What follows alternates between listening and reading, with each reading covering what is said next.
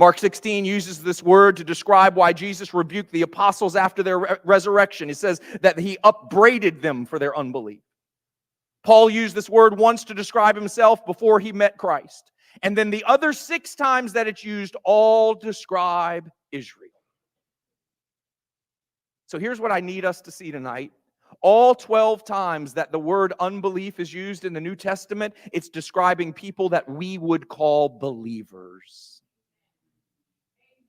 All 12 times that it uses the word unbelief in the New Testament, it's used to describe people that were with God, that were following God, that were marveling at God, or even belonged to God.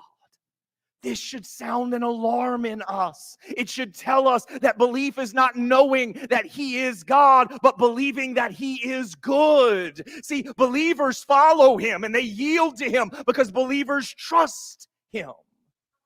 According to Hebrews chapter 3, verse 12, we have to stand guard against the places in our hearts that don't trust God. Because if we don't, those places will lead us to fall away from God.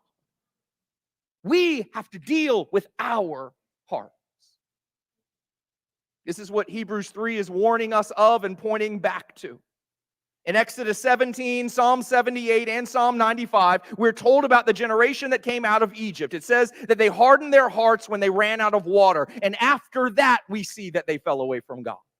Right? They ran out of water. This was early when they ran out of water. This was early this was a few weeks into the journey. They'd already seen miracle after miracle after miracle. But when they didn't have water, the scriptures say that they hardened their hearts. And then as we read the story, we watch them fall away from God. They ended up complaining about everything. We went on it. We talked about this last week. I've got to go back to it. Complaining is a sign that your heart is on its way to being hardened. If you are a complainer, your heart is hard. That's what it's trying to tell you. We need to guard our hearts and we need to listen to ourselves. If it's easy for me to complain, there's something wrong with my heart. And we need to wrestle with that. Instead of explaining it and excusing it, we should be trembling in those places. If God says, do all things without grumbling and complaining, why do I make room for grumbling and complaining?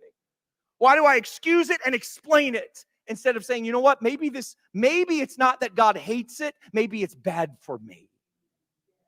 Maybe it's not that God's saying, you know what, I hate complaining, don't do it. It's God saying, if you keep doing that, you will drift away from me.